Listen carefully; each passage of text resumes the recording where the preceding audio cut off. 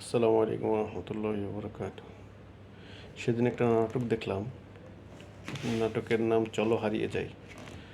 হ্যাঁ, নাটক নাটকের কিছু কিছু বিষয় খুব ভালো লেগেছে যে সমাজের বিভিন্ন ধরনের মানুষ বিভিন্ন ধরনের শূন্যতায় ভুগে এই বিষয়গুলো নিয়েই দেখাইছে। যেমন আহ, একটা ছেলেকে দেখাইলো যে ছেলে নাকি তার নিঃসঙ্গতায় ভুগে, তার বাবা মা নাই, তার কাছে কোনো সঙ্গ দেওয়ার মতন কোনো লোক নাই।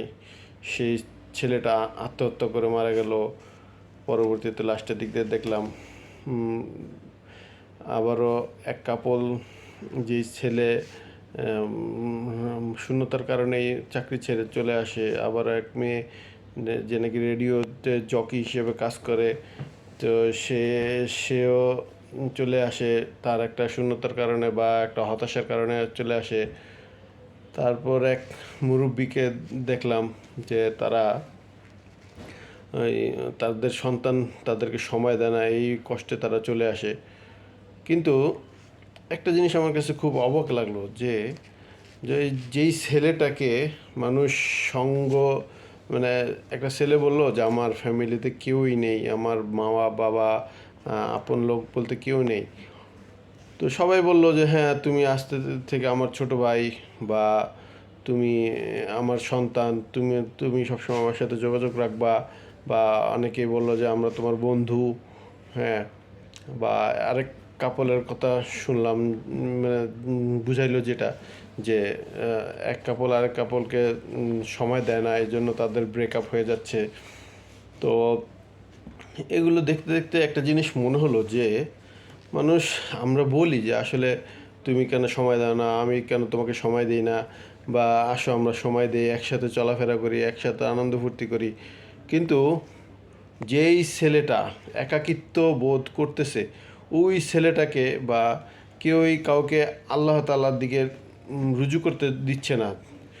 কারণ আপনি দেখেন যে সারাদিন আমরা ব্যস্ত থাকলেও এক সেকেন্ড সময় পেলেও আল্লাহ তাআলার কাছে আমরা কথা বলার সুযোগ পেতে পারি, যেটা অনেকেই এই নিয়ে চিন্তাই করে না যে কি যে আমরা তোমার পাশে আসি বা না আসি, তোমার আল্লাহ তোমার সাথে সবসময় আছে, এই জিনিসটা আমরা বলি না। যেটা মানে চলো হারিয়ে যায় নাটকের ভিতরে বুঝালো যে সে একাকিত্ব জীবন যাপন করে, বা এই যে মানুষের যে হতাশা বোধগুলি দেখায় যে আমার জীবনে অপূর্ণতা, জীবনে সবসময় অপূর্ণতা মানুষের থাকবেই, কিন্তু সেই জন্য যে আমরা উম, এই আত্মহত্যা করব, আত্মহত্যা করে মারা যাব, বা বিভিন্ন ধরনের ডিপ্রেশনে ভুগবো, তাও এটাও ঠিক না। ডিপ্রেশন কিন্তু আল্লাহ তাআলার তরফ থেকেই আল্লাহ তাআলা দেন। এটা আমাদের পক্ষ থেকে আল্লাহ তাআলার নাফরমানির কারণেই আল্লাহ তাআলা আমাদেরকে ডিপ্রেশন দেন। এটা ধার্মিক হোক আধার্মিক হোক, সবার ক্ষেত্রে এটা হয়। কিন্তু এটা কাটিয়ে উঠবো একমাত্র আল্লাহ তাআলার কাছে চাওয়ার মাধ্যমে, যে আল্লাহ তুমি আমাকে এই সমস্যায় রেখেছো, এটা আল্লাহ তুমি সমাধানই করে দাও। কিন্তু যে আমরা যে ডিপ্রেশনে ভুগবো, মনে করবো যে আমাদের কেউই নেই, তাহলে তো এটা হবে না। একমাত্র সন্তানরা হয়তো কথা শুনে না, এই জন্য আল্লাহ তালার কাছে চাইবো, বা বিভিন্ন ধরনের হতাশায় ভুগি, হতাশা সম্পর্কে আল্লাহ তালার কাছে বলবো। তাহলে কি হবে, আমাদের মনটা হালকা হবে, আল্লাহ তালা আমাদের জন্য সুন্দর ব্যবস্থা করে দেবেন। কিন্তু যদি এই যে হতাশায় ভুগি, হতাশায় ভুগতে ভুগতে একসময় আত্মহত্যার দিকে মানুষ ধাবিত হয়। এই জন্য আমরা সবসময় চেষ্টা করব আল্লাহ তালার সাথে সম্পর্ক রাখার জন্য। তাহলে আমাদের সব ডিপ্রেশন ইনশাল্লাহ চলে যাবে। আল্লাহ তালা আমাদেরকে সব ডিপ্রেশন আল্লাহ তালার কাছে প্রকাশ করার তৌফিক দান করেন, আর আল্লাহ তালাকে আপন হিসেবে নেওয়ার তৌফিক দান করেন। জাযাকুমুল্লাহু খাইরান ফিদ দারাইন। ভিডিওটি ভালো লাগলে লাইক কমেন্ট শেয়ার করে সাবস্ক্রাইব করে আমাদের সঙ্গে থাকবেন।